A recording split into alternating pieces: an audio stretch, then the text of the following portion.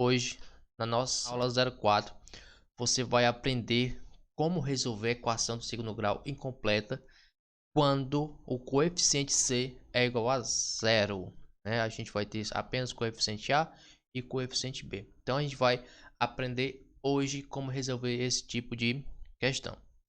Garanto para você que expressões desse tipo vai ser uma moleza no final desta aula. Então, eu venho aqui com o professor João Batista para dar sequência na nossa aula, que ela está show de bola. Mas não se esqueça de deixar o like, você que é novo, se inscrever no canal e compartilhar esse vídeo nas suas redes sociais. Então vamos lá, que está fenomenal a nossa aula de hoje. Observe o seguinte: quando a gente tem uma equação incompleta do tipo ax² mais bx igual a zero, a primeira coisa que a gente tem que imaginar é fatorar essa expressão, ou seja, ter a forma mais simplificada possível. O que é que a gente vai fazer? Primeiro passo, a gente vai colocar a incógnita em evidência. Geralmente, os exercícios utilizam muito a incógnita x, mas pode ser o A, B, C, D, F, G, não importa qual seria a letra que representa essa incógnita, tá certo? Mas geralmente a incógnita que aparece é o x. Segundo passo, a gente tem que saber o seguinte, que se a gente pegar qualquer valor, né, aqui genericamente x e y, fizer essa multiplicação e o resultado for zero, para isso acontecer, ou x tem que ser igual a zero, porque 0 vezes y daria zero, ou então o y deveria ser igual a zero, porque x vezes zero daria zero. Então, a gente tem que ter essa propriedade em mente na nossa cabeça para resolver as nossas expressões em que a equação do segundo grau é incompleta, em que c é igual a zero. Então, vamos ver como é que isso funciona na prática. Observe o seguinte: quais as raízes da equação x² menos 6x igual a zero que torna a sentença verdadeira? Então, a gente tem aqui que essa equação ela é incompleta, em que o coeficiente c é igual a zero. Então, está aqui a equação geral e está aqui a equação do nosso exercício.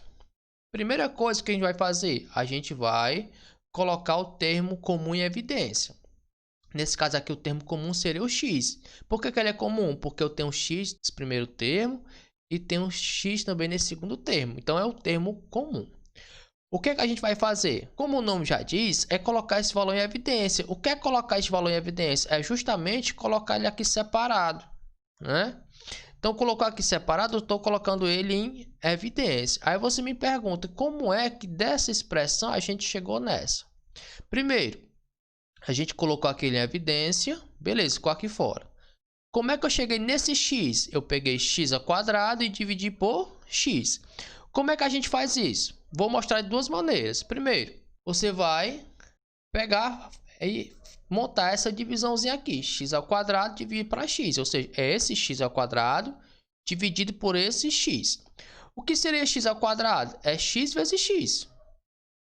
Esse 2 está dizendo que o x está se multiplicando duas vezes. Então, vai ficar x vezes x dividido por x. O que é que eu posso fazer? Eu tenho um x em cima, x embaixo. Posso simplesmente chegar e cancelar um x embaixo com um x em cima. Sobrou quanto x? 1. Então, por isso que aqui apareceu aqui o x. Outra maneira da gente fazer isto é a gente trabalhando a propriedade das potências. A propriedade diz, quando eu tenho divisões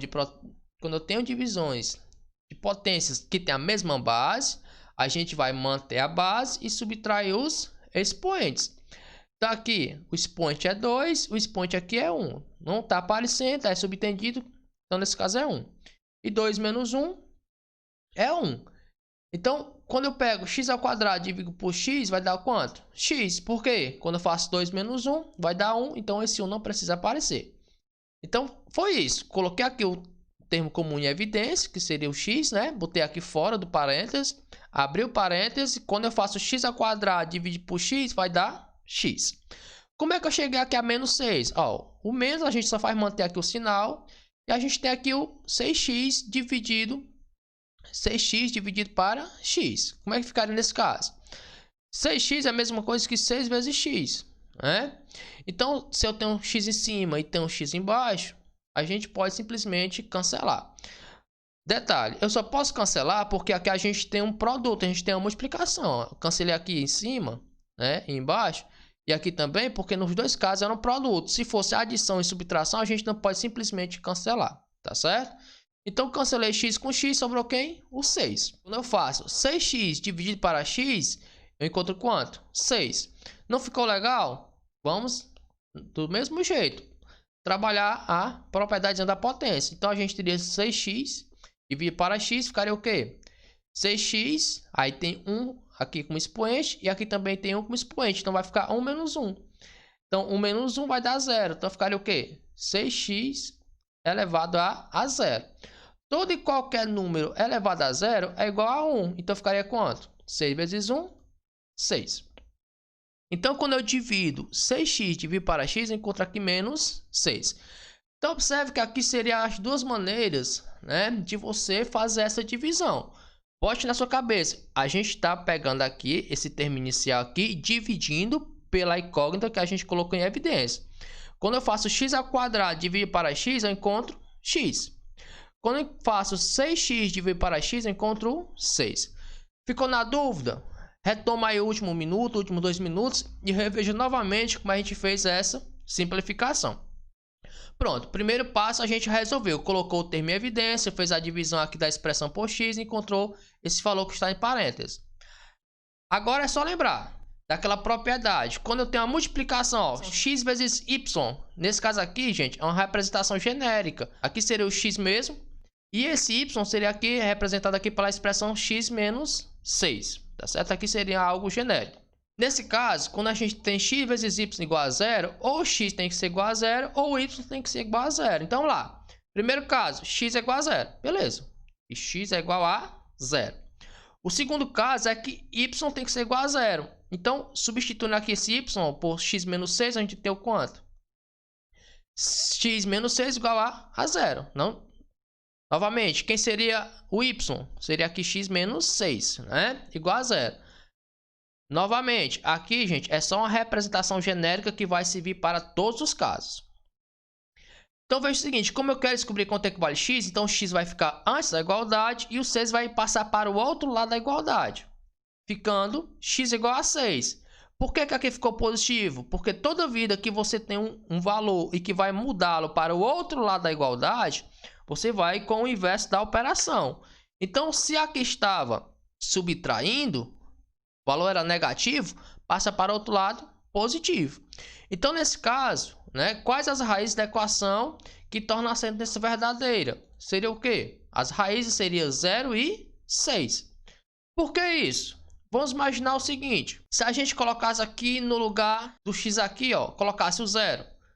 0 ao quadrado, 0. Menos 6 vezes 0, 0. Então, 0 menos 0 daria 0. Sentença verdadeira. Se eu substituísse por 6, x ao quadrado ficaria o quê? 6 ao quadrado, que daria 36. Menos 6 vezes 6, 36. 36 menos 36 daria 0.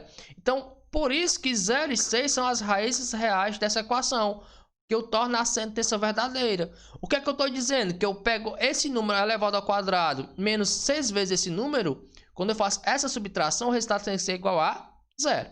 Então, veja que resolver expressões incompletas, né, equações incompletas do tipo ax ao quadrado mais bx igual a 0, é muito simples.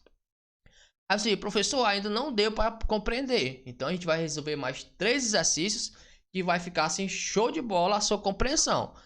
Agora, essa parte aqui que é da divisão, gente, eu não vou mais estar retomando novamente nos próximos exercícios. Se ficou na dúvida, reveja novamente e aí continue para os próximos exercícios.